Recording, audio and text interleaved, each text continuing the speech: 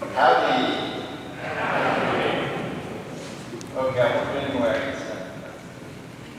It's not all of you will go in, but I hope the girl that sings one will come stay in. Got a great voice.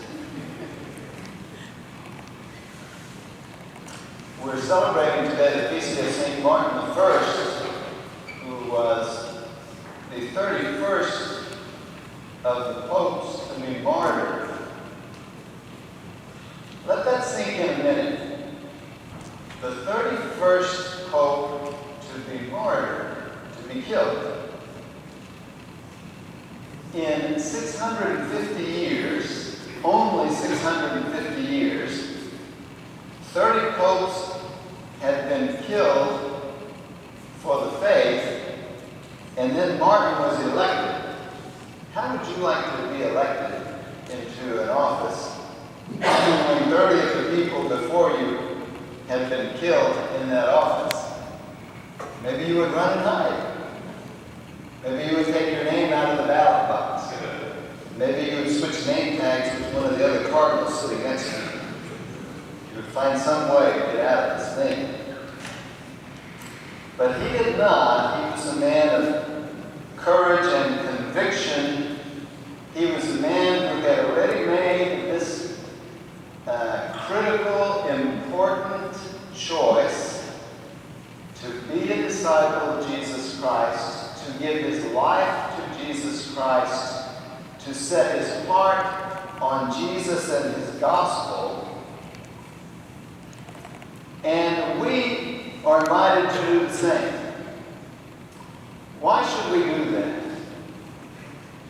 Especially when this same beginning of this passage that we read this morning from Acts, a severe persecution broke out in Jerusalem. Today we could say the same. It's almost in a headline. A severe persecution broke out among the church in North Korea. A severe persecution broke out among the church in Croatia, in Romania, in Pakistan, in Iran, in Syria, even in Mexico. Maybe even in the United States, we don't know.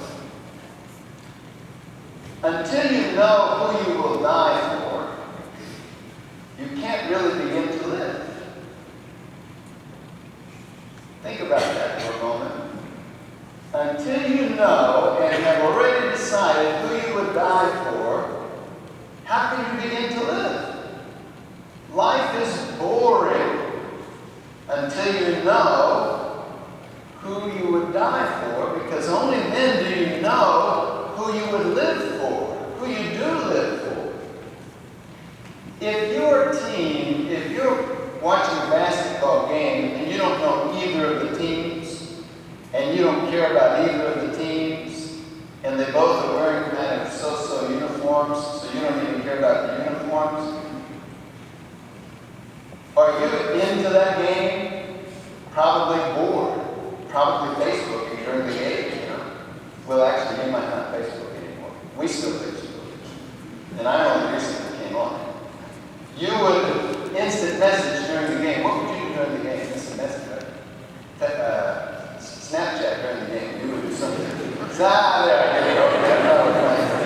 You would Snapchat during the game. Not about the game. Anything else, something else. Because you had not committed yourself to one side or the other. It's when you have a team that you're rooting for that you're not Snapchatting, although you're probably doing that too because you can do 6 things at once.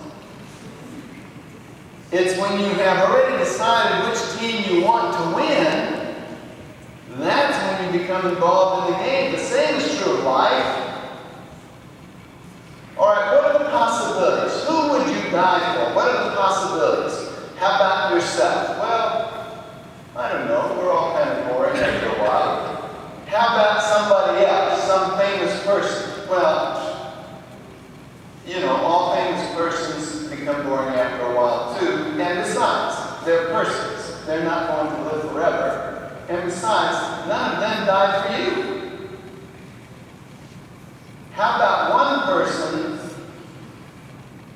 We're trying to decide who we would die for. How about one person who is a divine person who will never die again, who did die for us. There he is.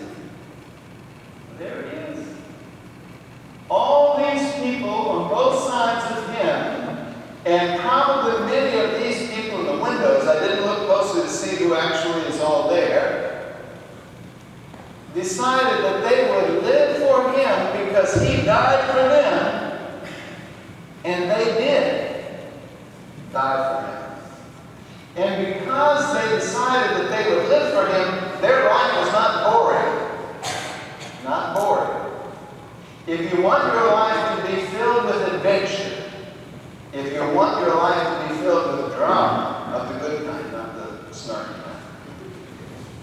If you want your life to be filled with deep meaning and significance, then decide to be a disciple of Jesus Christ. He's the only one who died for us, so that we could live in this world for him, so that we could choose. This is what he's talking about in the gospel. He's talking about, if you believe in me, that's an active verb. If you believe in me, it's not a passive thing. If you come to Mass, you can come to Mass and Snapchat. Well, are you allowed your phones in the Mass? Okay. The teachers are on you. If you had your phones, you could Snapchat all the way through the Mass, I suppose. I never have actually done it. I just know about it. I'll admit that. You could be bored all the way through the Mass. You would be bored all the way through any Mass, through any kind of celebration, until you have decided that he's the one you live for, and he's the one you want to win. Not just your life, every life. Not just any decision, every decision. Not just any plan, any action, every plan, every action. It's when that happens to us that then our life is vested with deep, rich, significant meaning and becomes exciting. Partly because we know that it will never end.